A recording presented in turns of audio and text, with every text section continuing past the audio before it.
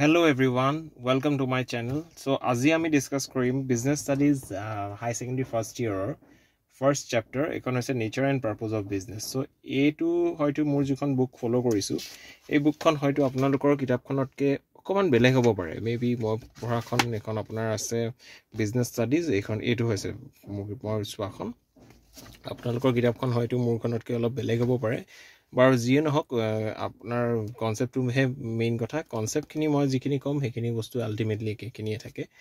So যদি কিবা মাজত আপোনালোকৰ প্ৰব্লেম হয় মোক কণ্টেক্ট কৰিব, মোক ইয়াত কমেণ্টত জনাব, মই আপোনালোকৰ ইছ্যুজটো সলভ কৰিবলৈ চেষ্টা কৰিম। সো আমি ফাৰ্ষ্ট চেপ্টাৰটোলৈ আহোঁ আজি। So nature and purpose of business প্ৰথম চেপ্টাৰ।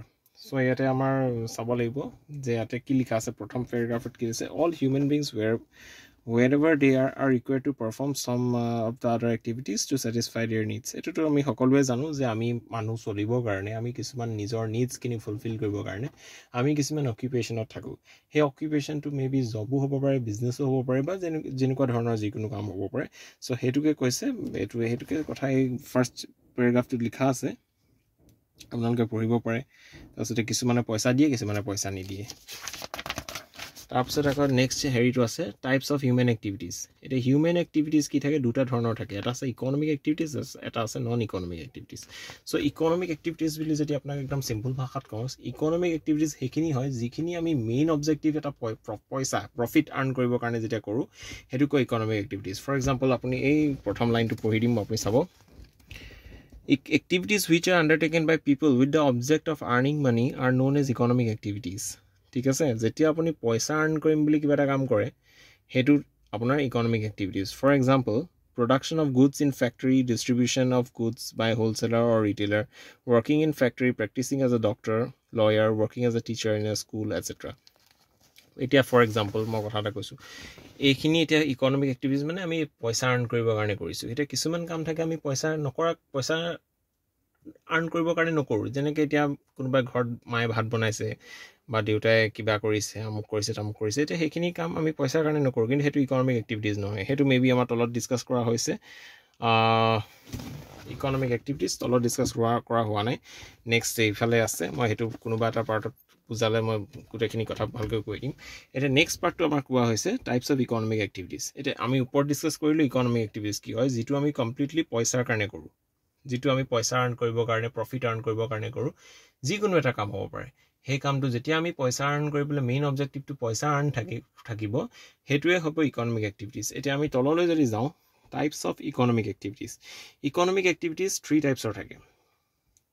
আমি যিটো এই ডিছকাছ কৰিলোঁ পইচা আৰ্ণ কৰিবৰ কাৰণে আমি কাম কৰোঁ, সেই যেতিয়া পইচা আৰ্ণটোৱে মেইন আৰ্ণ কৰিবলৈ আমি চেষ্টা কৰোঁ, 3টা ধৰণে আমি পইচা আৰ্ণ কৰিব পাৰোঁ। এটা হ'ল বিজনেছ, এটা হ'ল প্ৰফেশ্যন, এটা হ'ল এমপ্লয়মেণ্ট। একদম চিম্পল ভাষাত যদি মই কওঁ, বিজনেছটো আপোনালোকে সকলোৱে জানে। আমি কিবা এটা বিজনেছ আৰ্ণ কৰিছোঁ, ছাৰ্ভিচ এটা দিছোঁ, প্ৰডাক্ট এটা চেল কৰিছোঁ। 10 টকাত প্ৰডাক্ট এটা আনি পেলাই তাক আমি 15 টকাত বিক্ৰী কৰিছোঁ, বা আপুনি কিবা এটা ছাৰ্ভিচ দিছে, সেইবিলাক ধৰণৰ বিজনেছ। এতিয়া বিজনেছ এইটো আছে fishing, mining, farming, manufacturing, wholesales, সেইবিলাক। ঠিক আছে, এতিয়া কি লিখা আছে, business refers to those economic activities which are connected with the production, purchase, sale or distribution of goods and services with a main objective of earning profit.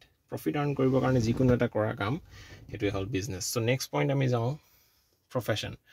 Profession refers to the activities which require special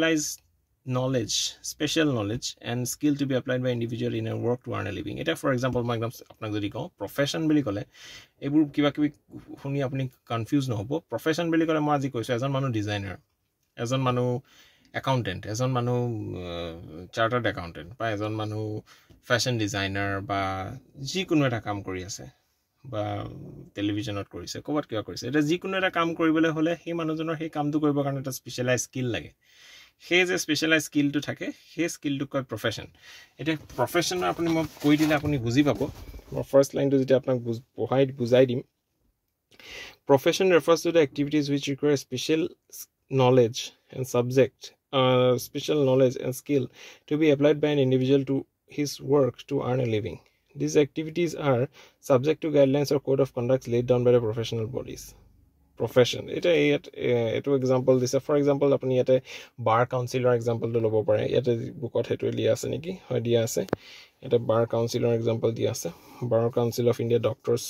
তাৰপিছতে আপোনাৰ দিয়া আছে govern by the medical council of India কিন্তু ইয়াতে যিহেতু এই তিনিটা example দিছে ইয়াত আপোনাৰ বাকী এক্সাম্পলছবিলাকো খাব পাৰে যেনেকৈ প্ৰফেশ্যনত আপোনাৰ বহুত বেলেগ বেলেগ ধৰণৰ প্ৰফেশ্যনছ থাকে অকল এইকেইটাই নহয় ঠিক তেনেকৈ এতিয়া আপুনি বহুত বেলেগ বেলেগ ধৰণৰ প্ৰফেশ্যনছ থাকে যিবিলাকত আপুনি একটা স্পেচিয়েল স্কিল লাগে সেই কামটো কৰিবৰ কাৰণে যিকোনো এজন মেকানিকৰ এতিয়া যিকোনো এটা স্কিল সেই স্কিলটো আপুনি মেবি কোনোবা এখন বৰ্ড নাথাকিব পাৰে যেনেকৈ ইয়াত এখন মেডিকেল কাউন্সিল অফ ইণ্ডিয়া আছে and bar council of India আছে তেনেকুৱা এখন বৰ্ড নাথাকিব পাৰে কিন্তু তাহাঁতৰ কামটো কৰিবৰ কাৰণে এটা স্পেচিয়েল নলেজ লাগে যিকোনো এজন মানুহে আহি সেই কামটো কৰিব নোৱাৰে চ' সেইটোকে এটা ফৰ্ম অফ প্ৰফেশ্যন বুলি কোৱা হয় 3 নম্বৰ কথাটো হৈছে এমপ্লয়মেণ্ট এতিয়া এমপ্লয়মেণ্ট হৈছে এটা job employment refers to an activity in which an individual work regularly for another person and gets remunerated in return মানে এটা কাম কৰিছে আপুনি মোৰ জেগাত আহি কাম কৰিছে বা মই আপোনাৰ জেগাত আহি গৈ কাম কৰিছোঁ তাৰ বিনিময়ত আপুনি মোক এটা পইচা দিছে বা মই আপোনাক এটা পইচা দিছোঁ সেইটোকে কৈছে এটা এমপ্লয়মেণ্ট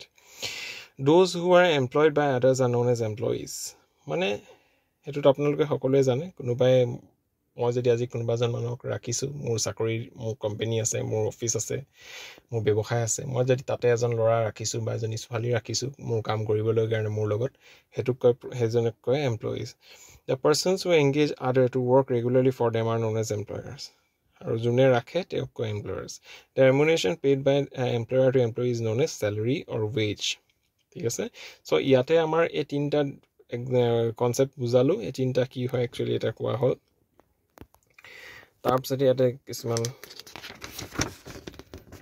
নন ইকনমিক এক্টিভিটিজটো আমি অকণমান চাই লওঁ নন ইকনমিক এক্টিভিটিজ কি হৈছে যোনখিনি এক্টিভিটিজ কৰা হয় পইচাৰ আৰ্ণ কৰিম বুলি নহয় পইচা আৰ্ণ কৰিম বুলি নকৰা কামখিনিকে কয় non economic activities the activities which are undertaken by an individual with a motive of getting psychological satisfaction are known as non economic activities example going to a temple charity social services production for self consumption etcetera এতিয়া কোনোবা এজন মানুহে ঘৰতে ভাত বনাইছে বা ধৰি লওক মন্দিৰ গৈছে বা কিবা ছ'চিয়েল ছাৰ্ভিচ বা NGOৰ লগত লাগি কিবা এনেকুৱা ধৰণৰ কিবা কৰিছে সেইটো কিবা পইচা আৰ্ণ কৰিম বুলি নকৰে সেইটো কিবা এটা নিজৰ ছেটিছফেকশ্যন থাকে বা এটা নিজৰ মানে ফুলফিলমেণ্ট এটা ফিল কৰে ন মানুহজনে নিজৰ তেনেকুৱা ধৰণৰ কাম এটা কৰি তো সেইটোক কয় non economic activities I hope আপোনালোকে মই কোৱা কথাখিনি বুজি পাইছে কিবা বুজি নাপালে মোক কমেণ্টত জনাব তাৰপিছতে লিখা আছে the end result of non economic activities not earning profit or creation of wealth but it gives satisfaction ঠিক আছে এটা টেম্পল এটাৰ ফটো দি দিছে তাৰপিছতে এইটো এনেকৈ এটা ইমেজ দি দিছে whether an activity is economic or non economic it depends on the motive with which it is perform the same activity can be economic if it results in earning money and can be non economic if it results in not monetary gain for example when a teacher is teaching in a school it is an economic activity because she or he gets salary মানে teacher এজনে যেতিয়া school এখনত চাকৰি কৰে তাৰমানে তেওঁ কি দৰমহা পাইছে তাত চেলাৰী পাইছে সেইটো এটা ইকনমিক এক্টিভিটিজ হয় তাৰপিছতে ফৰ টিচিং হৈছে টিচাৰ ইজ গেটিং জব তাৰপিছতে সেইটো পইণ্টটো আপোনালোকে বুজি পালে তাৰপিছত getting monetary benefit for teaching but the end result is satisfaction of teaching one's own child এতিয়া কি হয় ঘৰতে যদি কোনোবা এজন মানুহে যদি বেলেগক পঢ়াইছে বা এজন টিচাৰ নহয় ধৰি লোৱা আজি আপুনি আপোনাৰ কাজিনটোক পঢ়াইছে বা আপোনাৰ ভাইটিক পঢ়াইছে বা ভণ্টিক পঢ়াইছে সেইটোও আপুনি পঢ়াইছে কিন্তু সেইটো আপোনাৰ ইকনমিক এক্টিভিটি নহয় কাৰণ আপুনি তেওঁৰ পৰা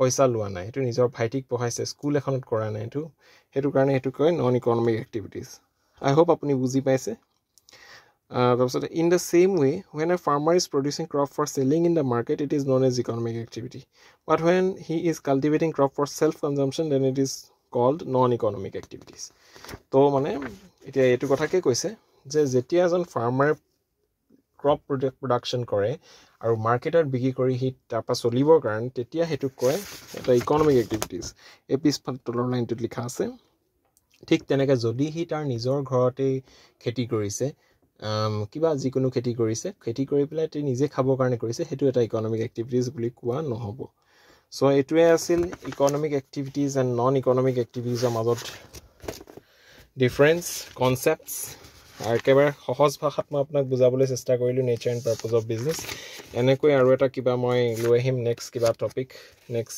চিৰিয়েলি মই আপোনালোকক কৰাবলৈ চেষ্টা কৰিম কিবা বুজি নাপালে মোক কমেণ্টত জনাব আৰু যদি ভিডিঅ'টো ভাল পাইছে লাইক কৰিব থেংক ইউ ছ' মাছ